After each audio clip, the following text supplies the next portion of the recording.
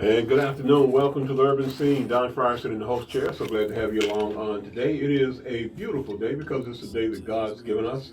We're glad to be here. Glad that you're here with us. And we're going to have a nice light conversation today with a guest who's been on this program, maybe about 2 years ago. You wasn't here last year. No, I wasn't here last year. It's been a little minute here. Yeah. So we're gonna get to True in just a few moments.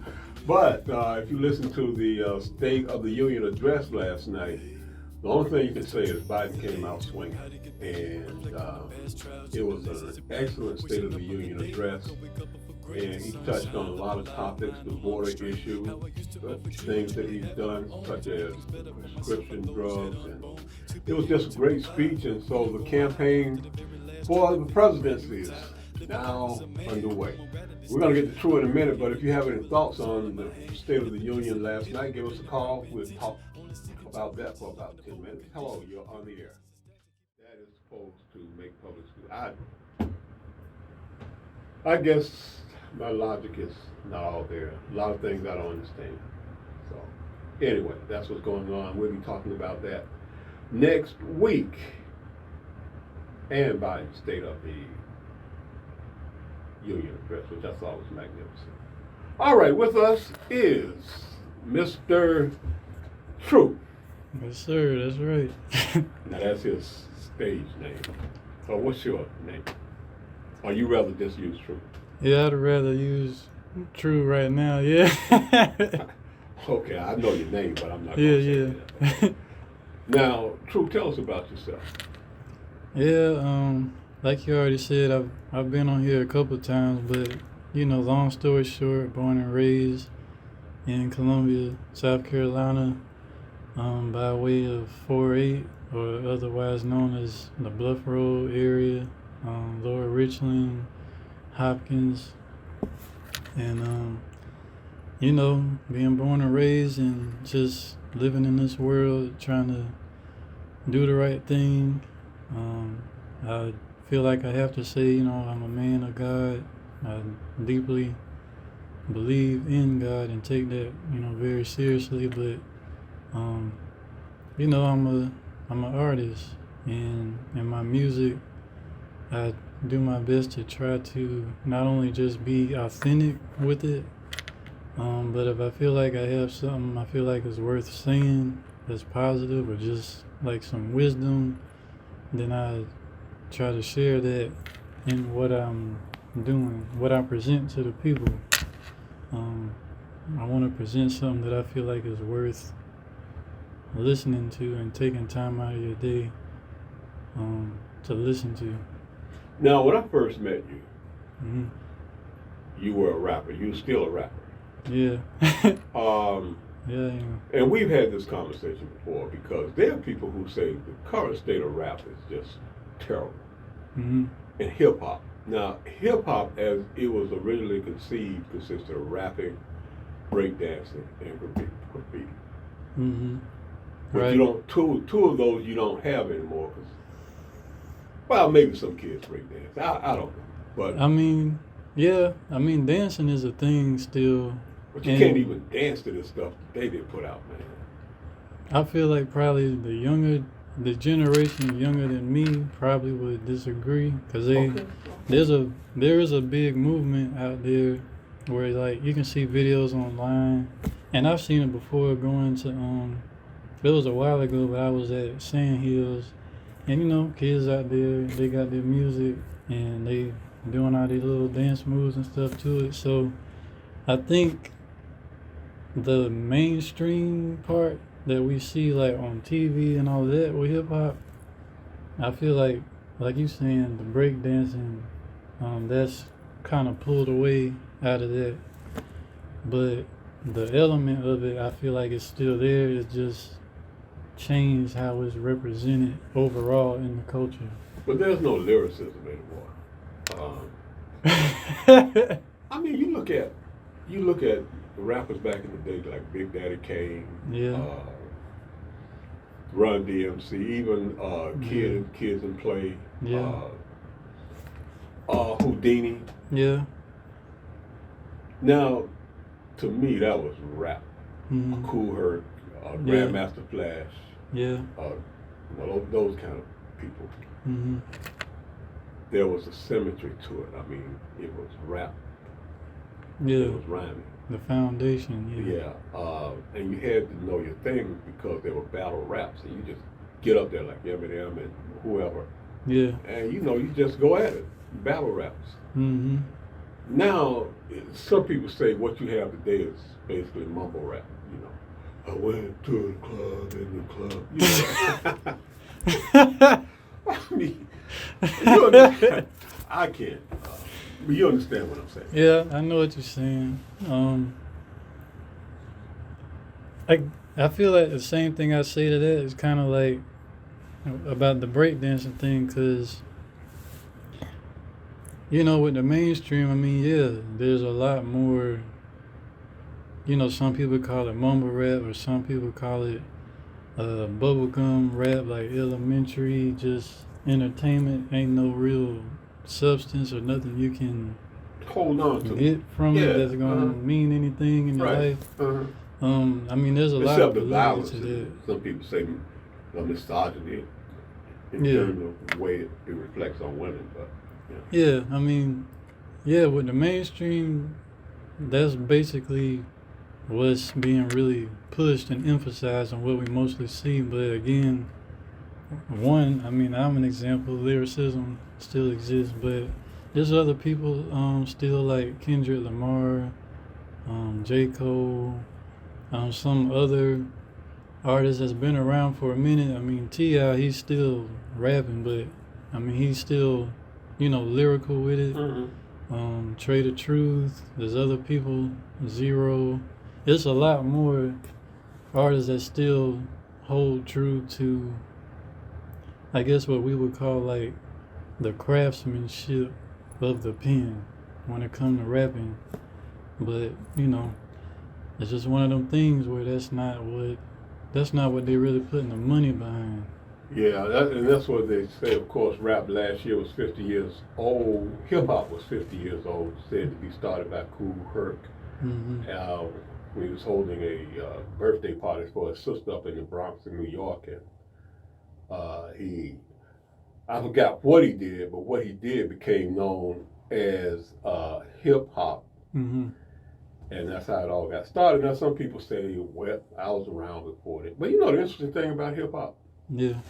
It was literally 7 years old before it was first recorded. Oh, yeah. Sylvia Robinson. Yeah. And I think the first recorded song was that Sugar Hill. Gang. Sugar Hill Gang. Yeah, Rapper's Delight. Mm-hmm. Yeah, and so they were out there rapping, and a lot of the rap artists then didn't even want to record their music. No, we don't want to go there. It's just gonna mess us up and all that other stuff. Yeah. And Sylvia Robinson's son literally knew about it and bought the Sugar Hill Gang to his mother, and history was made 7 years after hip hop started. Of course, Sylvia Robinson, most people will know from her hit song "Pillow Talk." You said no. You said, but I know, and you are a strong believer. Yeah. I know that for a fact. Yeah. Is there incongruity with being a hip hop artist and being a strong believer, since that's not kind of manifested in the music? And how has that affected you in terms of what you do or try to put out? When you asked me the question about the congruency, are you? Yeah, I mean, hip hop is not known for pushing spiritual themes. Yeah. I got you. And you do. Right. And so how does that affect what you're trying to do in terms of gaining an audience? Well, the first part of the question, when you ask me that, I get put in the mind of people like Goody Mob, because their music, they still have songs where it's like more have a good time and have fun, but at the same time, they don't have any songs where you would feel like, okay, this is just, for lack of a better way of explaining it, this is not some idiotic, like dumb, go out there and waste your life music. This is just, this is kind of a song, just crank it up in the car, ride around or whatever. But they have a lot of songs where they reference, God, and this is going kind of more me personally, but they have other songs where they are referencing spiritual things and the spiritual aspect of life. So DMX is someone else now that's coming to my mind too, and Tupac. You know what, DMX, Mm-hmm. when you read about his life story. Yep, I read his book too. Yeah, and what he went through as a child, how his mother, just didn't want him. And all those things he had to go through. I mean, his life was not easy at all. But he was perhaps one of the most masterful rappers out there. Mm-hmm. Yeah, and so basically, and Rakim is always going to be my favorite. But anyway, Rakim. Yeah. Rakim, yeah. I call him Rakim, but it's Rakim. Yeah. But yeah, basically, like those three groups or those three artists, you're right that hip hop and the way that's been presented to us and the way that I guess as a society we approach it, like it's not really centered, or the focus is not on like God being incorporated in that. But I feel like hip hop at the core is about authenticity. So when you start talking about authenticity, it becomes more of an individual thing. Like, like we said, Goody Mob or a DMX or a Tupac, if them being authentic in their music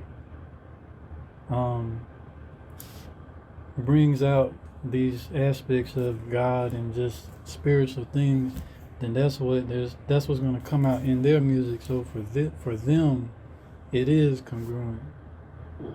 So that's what I would say with that. And for the other question for me, I mentioned those three people because honestly, artists like that, as far as how I got inspired and what made me feel even like I could rap and do what I'm trying to do or doing, people like that, when I saw them talking about how God or spiritual things were in their life and they put it in the music, that made me feel comfortable to be able to share it in my way as it's real to me, because that's mainly my thing with my music. That's why my name is what it is, because that's the one thing I want people to always understand and walk away with when they hear any song that I'm making, that they know this is authentic. This is not somebody just thinking in their mind, what can I say that sounds good, or what can I say that can catch somebody's ear, but these are words and a song that's coming from somebody's soul, and this is what they're really feeling. You know what's interesting about talking about spirituality? Mm-hmm.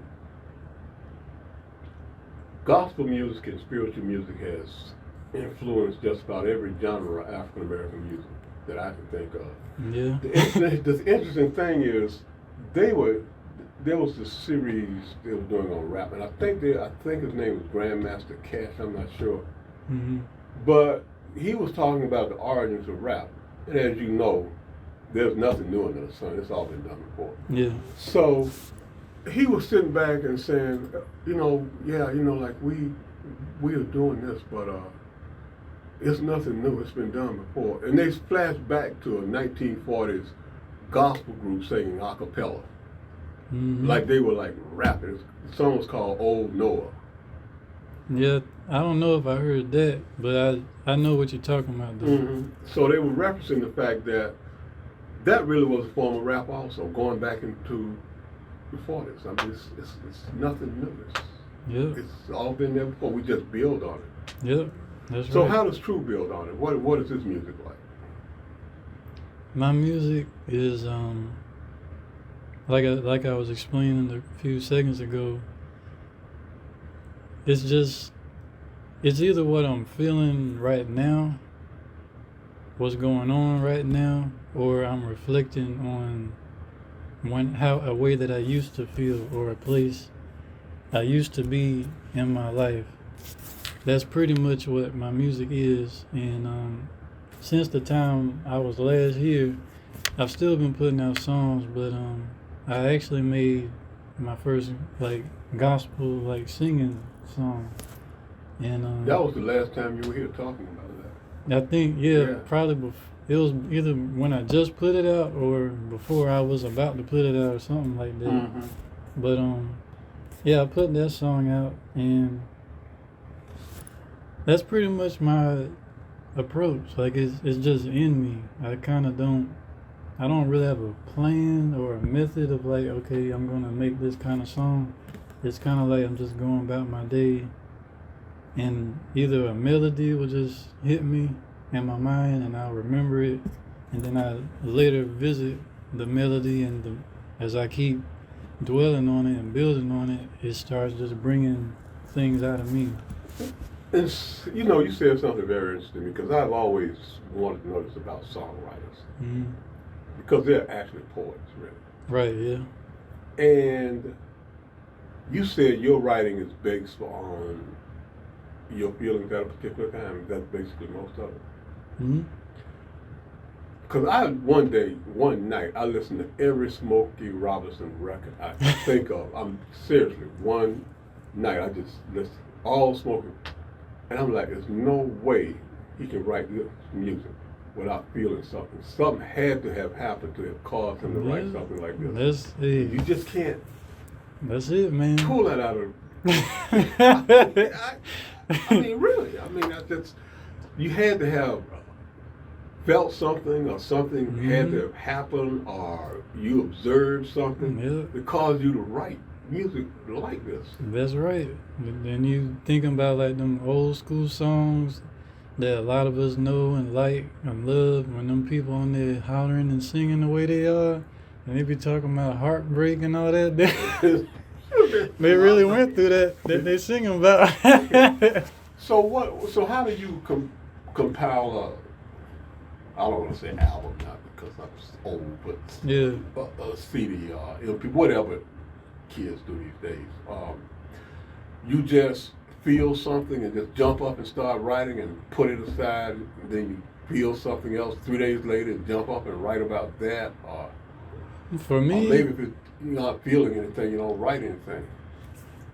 For me, I feel like that is how it's been, cause like sometimes, like I said, I'll be going through the day, and I'll hear an instrument in my mind that's playing a certain rhythm or a riff, and I'll record that to myself and keep it. Then I revisit it and kind of build on what I was hearing. Other times, rhymes are just coming to me in my mind, and I'll write down what I'm hearing, and then go back and then build on that. But pretty much, that's kind of how it goes. Whatever comes to me or hits me, I build on it later, and if I end up making a whole song out of that, then that's what I get from it. But sometimes I don't complete it necessarily that same day. I have to just do what I can and then wait. But I actually just put out an album. No, this the one you just put out one, or you going to drop one? I just put out one a few days ago. It's called A Soldier's Journey, and that album I put together. I took different songs that I made that I felt told a story. That I felt told my story. So even the way the songs are arranged, I arranged them that way on purpose. So it starts one way and it ends a different way. So you know what I'm thinking? I'm thinking that True here, Mm-hmm. when he releases a CD or album, at any time he releases, it reflects what he's going through at that particular time, his thoughts and emotions at that particular time. Yeah, mostly. So if I picked up A Soldier's Journey, that's the name of your most recent CD, right? Mm-hmm. Yes, sir. What would it tell me about you? It would tell you that I've been through a lot of things in my life, and it would tell you what those things are: depression and suicidal thoughts, and feelings of can I make it? Am I gonna make it?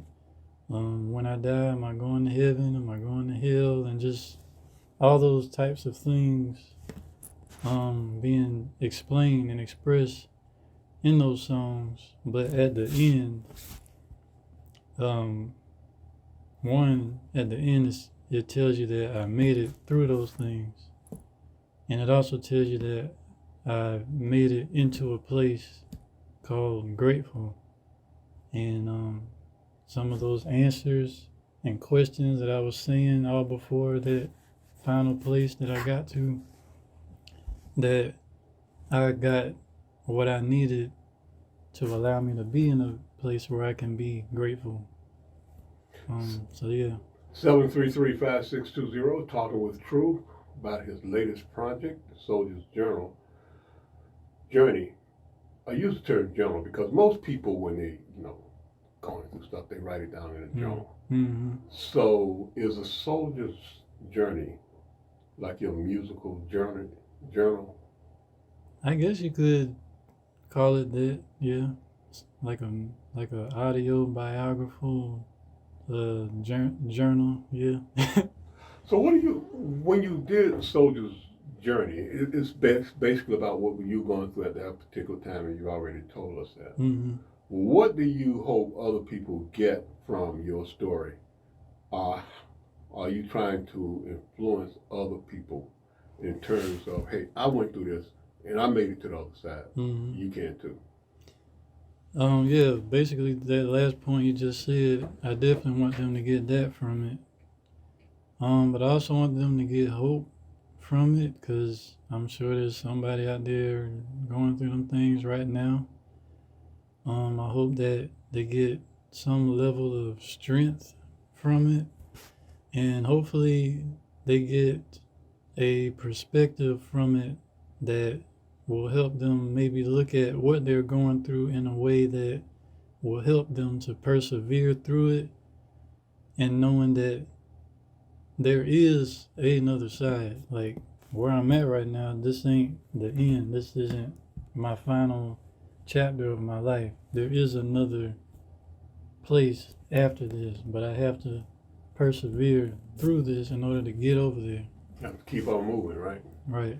All right, let's go to the telephones for True. Yes, go ahead. You're on the air. Right. Is it possible that we could hear some of the songs that he just mentioned the last album that he put out?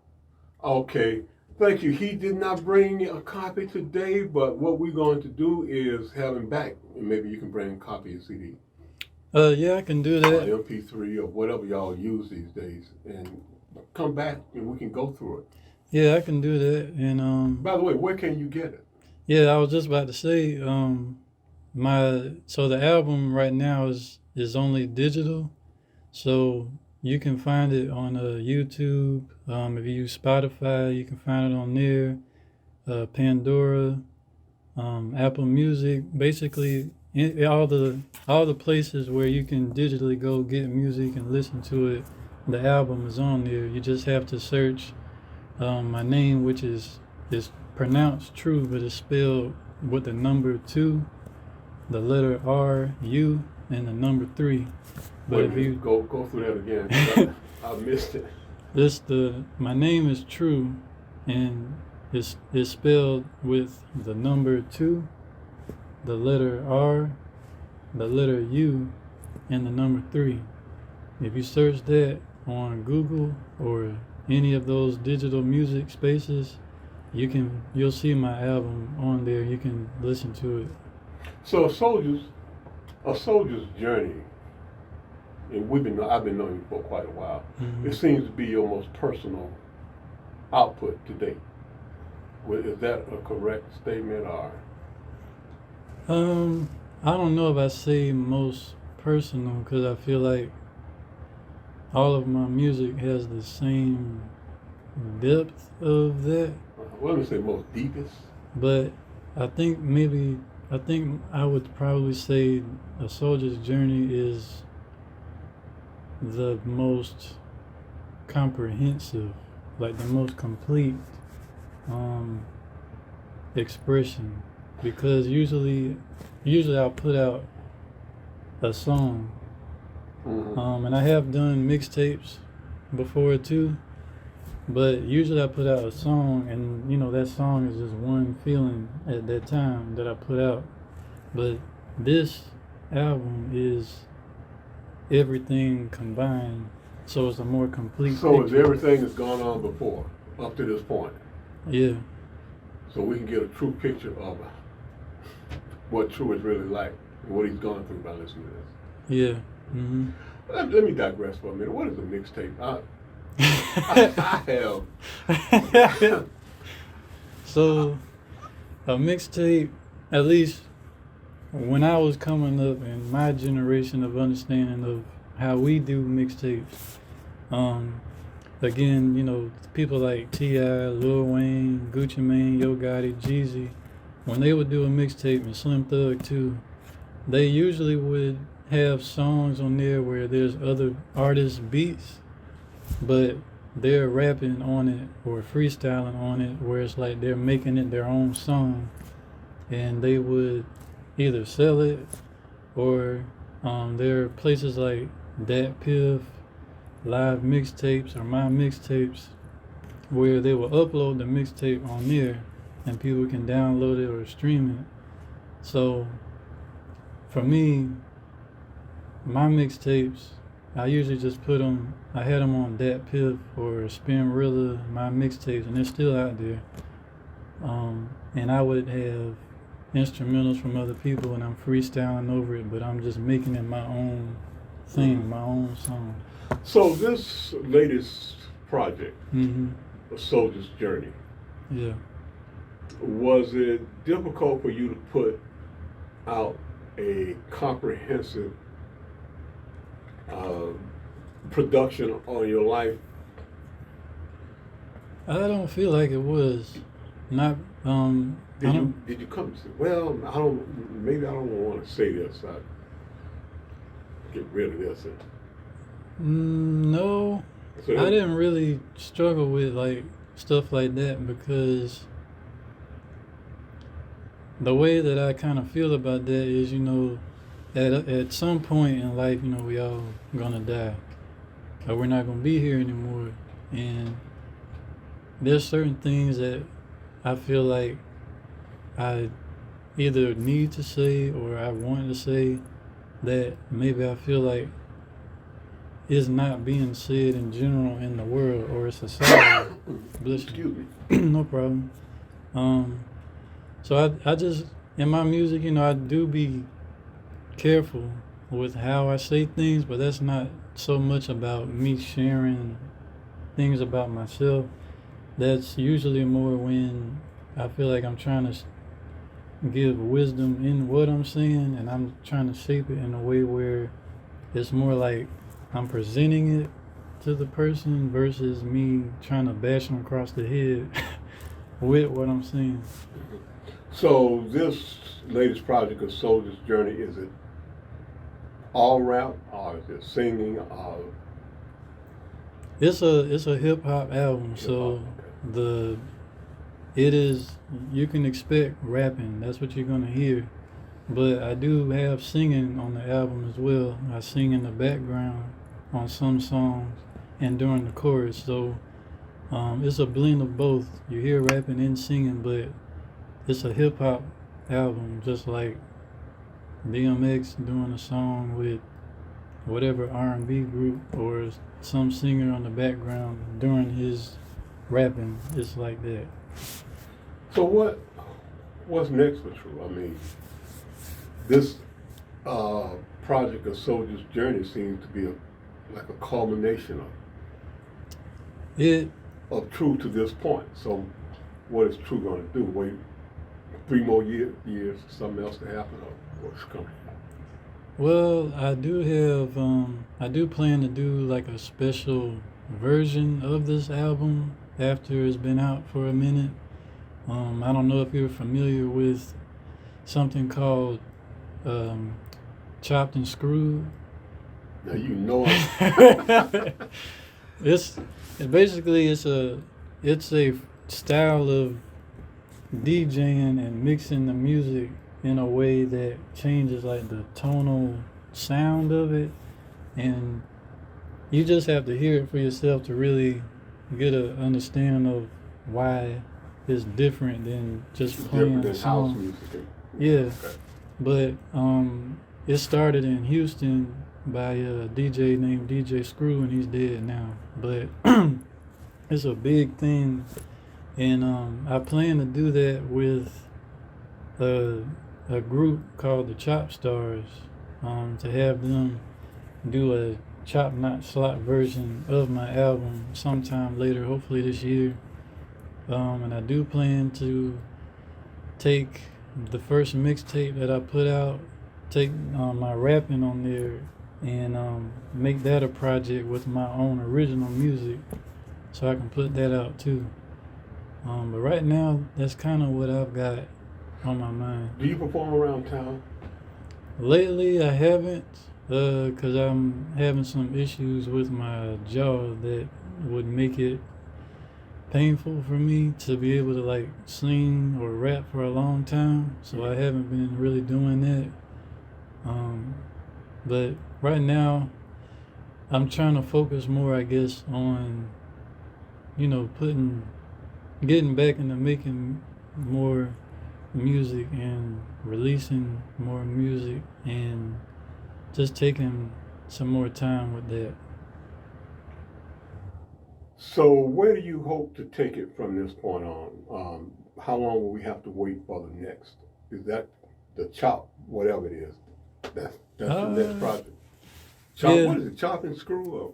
Chop is, out of respect, we don't say chopped and screwed anymore, because So it's some basically people like, take it the wrong way. Yeah. well, it's like, well, since DJ Screw isn't doing it, Okay. it's not Screw. Yeah. So Okay. we just say like chop, not slop, or slowed and chop. Okay. But I would say I'm really waiting to hear this one. I am. I would say that can be expected at least. I give it at least 4 months. That's the max. I'm thinking 4 months. Oh, and I will say this too. Outside of music, I also I'm into doing clothing.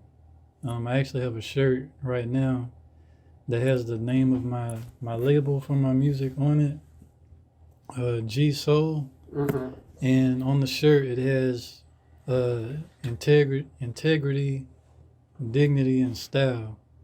And I have another shirt idea that I'm working on, where it has on it, righteousness, wisdom, and authenticity. But above those words is the Chinese symbol for the word. So I'm also into things like that too, and I'm working on spreading that out a little more along with my music, making it a overall comprehensive package, if I would put it that way. All right, let's go back to the telephones. Take one call, and we're almost out of time. True, I got to get you back here, man. You've been away too long. Yes, very quickly, caller. I want you to listen to two beautiful rap tunes. They have music behind it instead of just beats and 4-bar phrases, 1-bar phrases. Somebody sat down and wrote music behind this lyrics of these rap tunes. There's two old rap tunes. I think they're probably about in the late 60s or early 70s. One is it's called Love Jones by the Brighter Side of Darkness. The other one is called Call Me Father. By the Winstons, yeah. Internet. Mm-hmm. Yeah. You listen to this one, you find they're very beautiful, and it means something other than just a bunch of beats. All right. Yeah. Okay. Well, where can I get a copy? Where can I get a copy of those? But you can listen to it over the internet. Okay. On YouTube, just say Brightside Rock and Industrial. Yeah. Mm-hmm. I'm familiar. Yeah. That's why I listen to most of these things now. All right. Thank you. I'm familiar with both of those tunes. Call Me Father, of course, was done by the Winstons. True, it's been a pleasure having you with us. Yeah, man. It's We it's got to always have cool. you back more often. Enjoyed the conversation. Yeah, same here. It's always good being back, and it's like I was saying when I came in here. It's cool to see that they upgraded your spot. Boy, get out of here. You know, one thing though, a lot of people are like down on rap, and but the thing I always have to keep in mind is that every generation has its own thing. That's right. Back in the day when jazz was out during the 20s, people didn't like it. They thought it was corrupting young people. Same was true with rhythm. So it just goes in generations. But That's right. congratulations on your new release, A Yes, Soldier's sir. Journey. And again, you can listen to it. How? iTunes, Spotify, Pandora, all digital music retailers. You can find my album, A Soldier's Journey. Just search the number 2, the letter R, U, and the number 3, and you'll find me.